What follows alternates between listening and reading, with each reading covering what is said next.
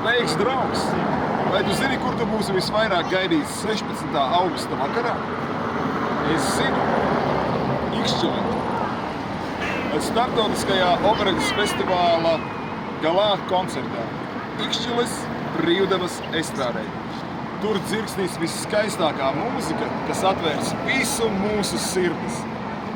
Būs solisti no Budapeštas un Kauņas operetes teātriem. Būs solisti no Šveices, Vietnamas un Itālijas. Un Latvijas. Lieliska atmosfēra, gardumi.